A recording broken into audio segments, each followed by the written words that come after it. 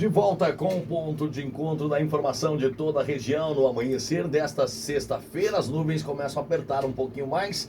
O sol ficou um pouquinho escondido, porém permanece ainda nesta manhã de sexta-feira, Marcos Júnior. Ah, que legal. Olha só, antes de trazer o Jackson aqui ao bate-papo, o Gilmar tá botando aqui, bom dia, valeu Cissa, ele tá dando lá, tá valendo, o Marquinhos, e o meu Flamengo tá assustado. Tá valendo uma cerveja. Tá valendo, Gilmar? Opa! E ele mandou a foto da linda filha dele, 13 aninhos. Olha que coisa mais linda. Ô, Gilmar, como é que é o nome dela, hein? A gente mandar um beijo todo especial pra ela aqui. A Rosemary. Salve, meninos. Ótimo final de semana pra vocês e pra nós. Ó, já abriu. O Marquinhos já tá abrindo aqui. Adiantando a cerveja. Ele é assim. Depois. Ele é assim. Ele é assim, eu tô o Sidney Francisco de Itapema. Põe o Sidney pra falar aí. Vamos ver o que ele tá falando aí. O Sidney. Bom dia, Sidney. Obrigado pelo seu carinho, pela sua audiência nesta manhã. Interagindo com a gente aqui. Muito bem. Olha lá. Bom dia.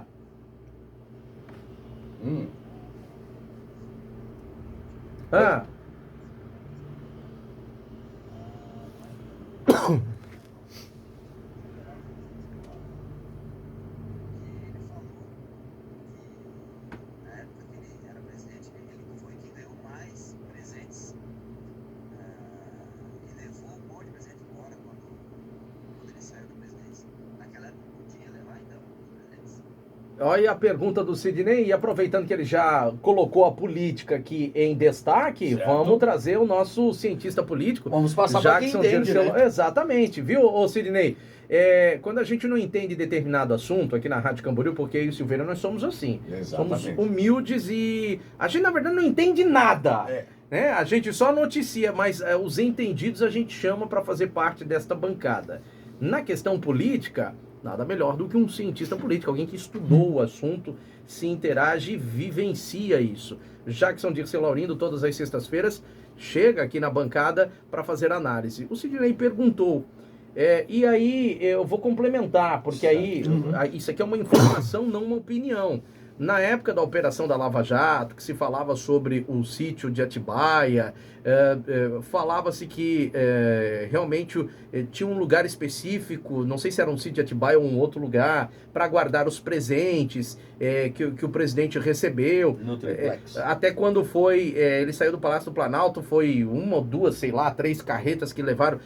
Achei interessante a pergunta do Sidney aí. Eu acredito que ele deve estar com segundas intenções, eu vou dizer, não más, mas segundas intenções em razão de tudo que está acontecendo agora. Por favor, Jackson, nos responda. Bom dia. Bom dia, Marquinhos. Bom dia, Silveira. Bom dia ao ouvinte da Rádio Camboriú FM. Bom dia ao Sidney, né, que fez a pergunta aí.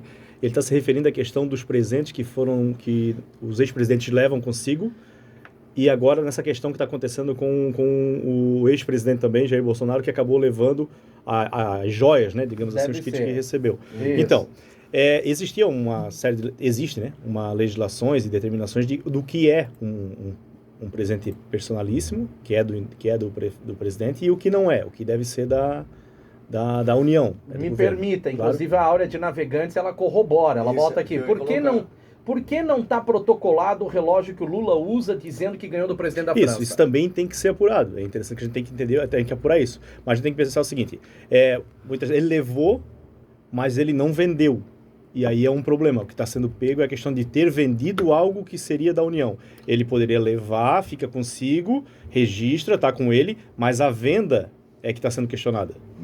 Então é isso que está sendo apurado. Em tese, ele deu fim a algo que, por exemplo, o que o Lula pode argumentar? Ele pode dizer o seguinte, tá comigo o relógio, estou usando, quando eu vir a falecer, o relógio retorna para a União.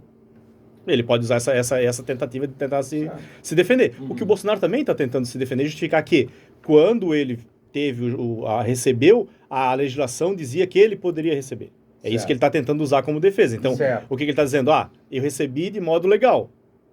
É isso que ele está falando agora. Sobre as vendas, ontem ele ficou calado. Sobre a venda de joias, ontem ele, a Michele e mais uma série de assessores fizeram um depoimento, e a defesa dele, a esposa e o advogado decidiram por ficar calados quando foram questionados a respeito das joias. O que eles alegaram? A questão da competência legal da justiça, que deveria ser em Guarulhos e não em Brasília. Certo. a ideia da defesa é a mesma linha que foi usada pro Lula. O Lula fez a mesma coisa. Ele disse que o processo dele não teve validade porque foi feito no CEP, diferente. Sim. Essa é a mesma linha de argumentação. Ou seja, ontem o Bolsonaro foi perguntado sobre as joias. Ele não respondeu. Então, assim, o que se busca é um esclarecimento. Existia um processo de venda, de receber, de pegar itens que eram da União e fazerem o repasse à venda? O Lula cometeu também algum tipo de irregularidade? Tem que ser apurado. Como a Dilma tem que ser apurada. Eu até falei a Lula, né? Que ela era praticamente a versão feminina dele. Mas ela também tem que ser apurada. O que tem que entender que uma irregularidade não exclui a outra. Certo. Então, todos eles têm que ser apurados. Não foi, existe um contexto político, de época e tudo mais, mas tem que ser apurado sim, para todos os lados. Isso é inevitável. Entendi. Bom, esperamos ter respondido aí, Sidney, e a Áurea também, tá? A sua resposta. E sobre a política, nesta semana, claro, você já comentou, teve depoimentos aí, e a coisa está rolando. Mas teve mais, né? Teve bastante coisa interessante. Essa semana, por exemplo, até teve algumas semanas atrás, a gente falou sobre a possibilidade, né, de Santa Catarina ganhar mais 4 deputados federais através de um projeto do deputado federal Rafael Pezente, que pedia ali uma atualização da redistribuição das cadeiras de acordo com o censo do IBGE, censo 2022. Agora, mesmo com o projeto do Pezente tramitando, o STF decidiu por unanimidade que o Congresso deve elaborar uma lei para redistribuir essas cadeiras. Certo. Até junho de 2025. Então, o que acontece com isso? Em 2026, ao invés de estar uma disputa de 16 cadeiras, Santa Catarina deve passar a contar com 20 cadeiras de deputados federais. Né? Isso representa o quê? Maior poder para a bancada catarinense. Uma redistribuição dessas cadeiras, principalmente ela favorece os estados do Sul e Sudeste e ela acaba prejudicando bastante os estados do Nordeste, que tendem a perder deputados federais. Então, a ideia dessa atualização é um reequilíbrio das forças políticas dentro do Congresso, dentro da Câmara Federal, né? Então, essa ideia de atualização é para isso. Esse que é a ideia, que é o objetivo de redistribuir as cadeiras. É tornar o poder político dos estados representativos mais, digamos assim, mais justos, né? Até porque hoje é baseado ainda num censo de mais de 10 anos atrás, né? A última atualização foi em 93. Poxa, faz muito tempo, né? Isso, então faz bastante tempo que isso não foi atualizado, né? E aí, geralmente, as bancadas reclamavam muito, né? Do poder dos estados do Nordeste, que já não tem tanta representação, tantas pessoas, e acabava tendo esse peso maior. Agora vai ter essa... Eu até compreendo esse fato da representatividade, concordo que precisa ser melhor dividido, mas não teríamos que estar discutindo o enxugamento da máquina pública? Também, acredito que sim, a questão principalmente de benefícios e tudo mais, né? Só que assim, a gente tem que pensar que não altera o número de deputados, só a redistribuição. Então, em tese, um valor fica igual. Sim, é por isso que eu falei, eu concordo pela essa questão representatividade, mas e o enxugamento da máquina pública? A redução, né, do número de deputados. Lógico, é gente demais, né? O nosso 513, sistema... né? Eu particularmente, eu tenho uma opinião que eu acredito que a questão dos deputados deveria ser distrital e não proporcional como né? Então, divide-se o estado aí em vários distritos e a cada distrito elegeria um representante. Digamos, distrito, você fala assim, aqui no sul, um representante, é isso? Não, é mais ou menos, vamos imaginar assim, a gente pega o estado de Santa Catarina e divide por micro-regiões. Certo, então, hoje. Cada micro-região seria um distrito. Então, entendi. Cada micro-região teria um representante. Então, o que acontece? A disputa aconteceria dentro daquela micro-região para escolher o deputado. Entendi. Então, ele poderia ter um deputado federal, um deputado estadual, ou 2 federais, teria que ver qual que seria essa divisão. Então, os mais votados federais. Os mais votados, isso. Aí o que acontece? Isso cria uma particularidade que é uma identificação do cidadão, do eleitor, com o candidato, com o eleito. Entendi. Porque naquela região somente 1 ou 2 deputados que vão representar.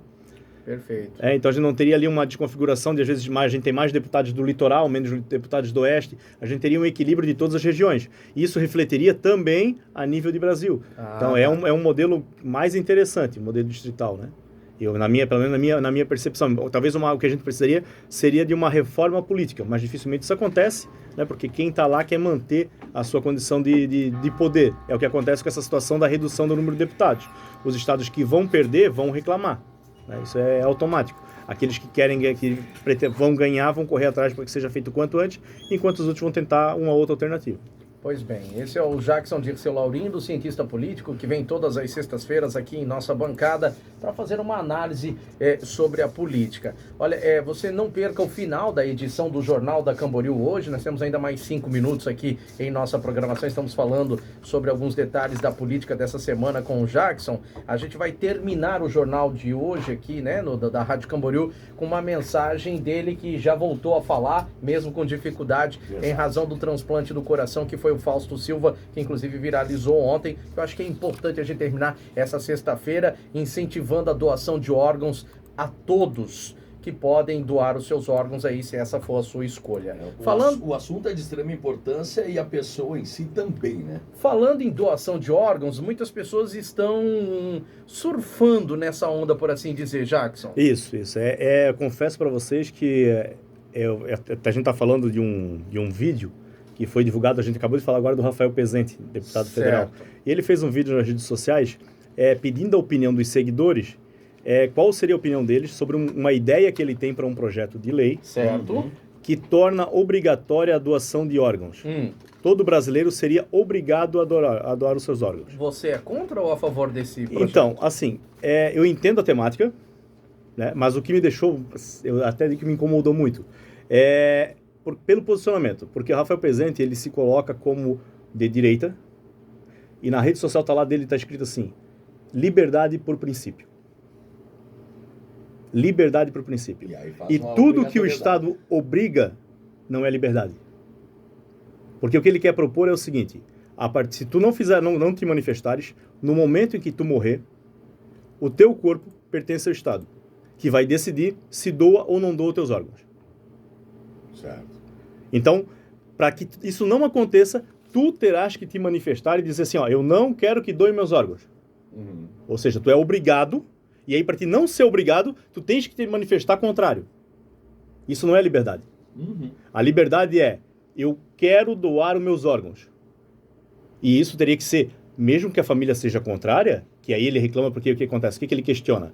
É que não é falta de órgãos. O que acontece é que as pessoas querem doar órgãos, mas a família é contrária depois da morte. E aí acaba não acontecendo a doação, porque precisa da autorização da família. Me permita só um detalhe, isso eu acho que precisa ser mudado no projeto de lei. Existem diretivas antecipadas que você pode, inclusive será um assunto aí do jornal nas próximas semanas, que você pode colocar ainda em vida os seus desejos, registrar isso em cartório e isso será respeitado. Existem diretivas antecipadas para tratamentos médicos, eu tenho uma, não vou aqui esclarecer obviamente quais são os meus preceitos, porque minha família sabe, mas eu tenho uma diretriva antecipada de tratamento médico, há uma diretriva antecipada agora sobre o uso de imagem, a gente vai conversar com o pessoal da OAB nos próximos dias, em razão do que aconteceu lá com a imagem da cantora Elis Regina? Da Elis Regina, por causa da inteligência artificial hoje, e por que não fazer uma diretriva antecipada? Eu quero ser um doador de órgãos. Isso é liberdade, tu tens a liberdade de escolher, o Estado não te impõe nada. E é o que me chama a atenção, porque como ele se coloca de direita, o que é ideologia? Ideologia é um resumo. Então, quando alguém diz que é de direita ou esquerda, tu pressupõe as ideias e valores que ele defende. Então, se tu é de direita, tu não pode pregar um Estado mais forte, mais presente. Isso é ideologia na esquerda. O que a direita propõe? Mais liberdade. Mais liberdade individual. Então, é totalmente incoerente uma proposta dessa vindo de um deputado que se diz de direita. Isso que me chama a atenção. Você não está contra a Não sou contrário à doação. O que eu entendo? Você está analisando politicamente. Isso, eu entendo que a doação ela tem que ser sim incentivada através de campanhas que incentivem a doação, uma mudança legislativa que garanta àquele que tem vontade de doar que os órgãos dele sejam doados pela vontade dele. Que nem a família consiga impedir isso. Certo. Agora, o Estado impor a ti que a partir do momento que tu morre, o corpo é do Estado, e se tu não quiser, tu tem que te manifestar contrário, tá errado. Isso não é liberdade. Isso não é liberdade. Vai contra isso é uma obrigação. Isso, mas se eu quiser, eu sou contra, ok? Quantas pessoas foram lá e dizem que são doadoras, oficializam esse... Não fazem. Como as pessoas também não vão fazer. E aí tu deixa de ser dono do teu corpo. E aí tem questão de religiosa envolvida, tem questão cultural envolvida, e não faz sentido um deputado de direita propor esse tipo de coisa. Então, assim, o que me chama a atenção é que, e ainda assim é interessante porque os seguidores do deputado elogiavam o projeto, que também se posicionam como de direita. Então isso fica uma grande dúvida, né? Quem se fala que é de direita realmente compreende o que é ser de direita? Tem conhecimento dos princípios do que a direita defende? Então é essa dificuldade. E muitas vezes a pessoa se posiciona e briga e discute, mas se ela fizer uma autoanálise, em alguns momentos ela vai ver que ela não é tão de direita assim. Entendi. E o problema é que muitas vezes os políticos se vendem uma coisa que eles não são. Isso é uma coisa que acontece muito no Brasil, né? E por isso nós estamos hoje tanto polarizados como nunca tivemos, né? Para fechar, ô Jackson, já é 8 horas aí hoje, infelizmente aí extrapolamos um pouquinho o nosso horário, mas você tem mais algum detalhezinho aqui? Tem eleições esse final de semana, né? A cidade de Brusque vai realizar eleições suplementares. Brusque. Alô, Brusque. Para a escolha do prefeito e vice, né? Minha cidade de criação. Fica faceirinho. Que vão substituir os ex-prefeitos, Arivec e o Gilmar Dorney, que foram caçados lá em maio desse ano. E agora em setembro, agora dia 3, domingo agora, vai ser feita a eleição, são 4 candidatos ali concorrendo, tem 5 candidatos, né? Não, 4 candidatos. Tem André Vec, o Molina do Ari, o Paulo Essel e o Simas que estão concorrendo. Então, provavelmente na semana que vem, a gente já tem aí a informação de quem é o novo prefeito de Brusque. Ainda no domingo, né? Ainda no domingo. Com a tecnologia que temos. E teve também a nomeação do governador ali da advogada, né? Lá pra... A nova desembargadora, Fernanda Essel, né? Que ele desembargador, essa semana ele nomeou ela, né? Ela foi escolhida ali na tríplice e ele acabou indicando ela. Quem quiser acompanhar o Jackson Dirceu Laurindo, como faz? Pode acompanhar pelas redes sociais, Jackson Laurindo, busca ali que a gente já vai estar encontrando. Pode entrar na coluna no ponto EC também, tem meu contato lá embaixo, pode fazer contato e a gente está respondendo a dúvidas ali e questionamentos que surgirem. Sempre muito bem colocado, Jackson Dirceu Laurindo, nessa sexta-feira, fechando aqui a nossa edição do Jornal da